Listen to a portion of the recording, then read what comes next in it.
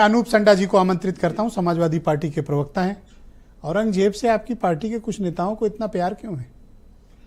प्यार की बात नहीं है ब्रजेश जी, बहुत गंभीर विषय है और मेरा निवेदन है कि आपकी डिबेट्स बहुत अभूतपूर्व। पहले राउंड में कोई टोका टाकी हाँ, नहीं थी, आप आराम से बोलें, सिर्फ मुझे सवाल पूछने का हक है। जी, मेरा ये कहना है कि जैसा कि अभी भट्ट जी ने कहा कि जब इतिहासकार का काम है तथ्यों को निष्पक्ष ढंग से सामने रखना, उसके आधार पर लोग फैसला करेंगे।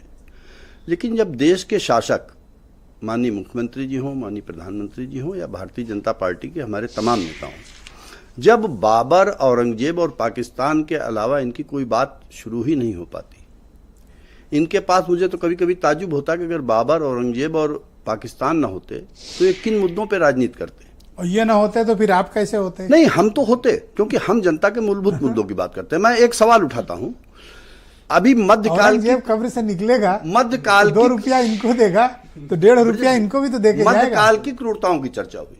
मेरा भी ये मानना है कि मध्यकाल में सत्ता का एक आम चरित्र था कि जिस भी इलाके पर वो कब्जा पाती थी, उस इलाके की जनता पर अत्याचार करना, उसके लोगों का नुकसान करके उनका मनोबल तोड़ना, और उसके लिए हर दिशा में जाना चाहते थे। अभी हमारे भाजपा के समीर भाई ने कहा कि औरंगजेब ने अपने पिता की हत्या की। आप अबू आजमी पर कोई कार्रवाई क्यों नहीं कर रहे हैं?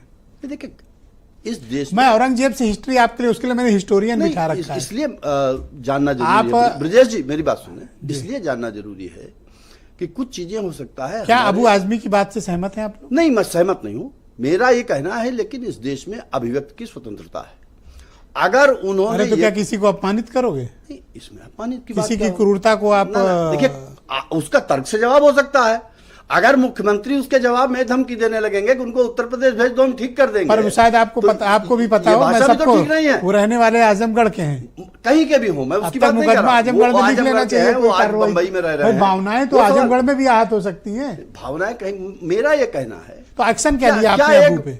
नहीं, एक्शन की बात क्या है? देखिए, देश में बहुत से ऐसे दौर आए हैं इस देश की राजनीति में, जब एक नेता ने बड़े बड़े धार्मिक सवालों के ऊपर अपनी टिप्पणियां की हैं। डॉक्टर अंबेडकर ने बहुत सी टिप्पणियां की, बहुत से नेताओं ने बहुत सी टिप्पणियां की। क्या अबू आजमी समाजवादी पार्टी के आधार पर अगर किसी पार्टी के नेताओं को इस रूप में प्रदर्शित किया जाएगा कि वो किसी एक वर्ग विशेष के लिए राजनीति, क्या वो आपकी पार्टी के महाराष्ट्र में स्वयंभू हैं? उन पर कोई कार्रवाई आपका राष्ट्रीय नेता तो नहीं कर सकता? कार्रवाई का सवाल है, और अगर है तो करना चाहिए। नहीं, देखिए, करके दिखाइए। ये बात सही नहीं है, इस बात से मैं सहमत नहीं। स्वयंभू है वो, इसलिए नहीं सहमत। महाराष्ट्र मतलब, मैं इसलिए सपा मतलब, ब्रजेश भाई, अबू आजमी से मैं सहमत इसलिए नहीं हूं कि एक व्यक्ति ने एक बयान दिया, उसने अपना बयान बाद में वापस लिया, उसने कहा कि मेरी जानकारी हो सकता है अधूरी हो, मैंने जो कुछ बोला उसके लिए मैं खेद व्यक्त करता हूं। उसके बाद आप मुझे बताइए, क्या विधानसभा, क्या उनकी कोई सेटिंग है? उचित आधार है? कोई सेटिंग है उनकी?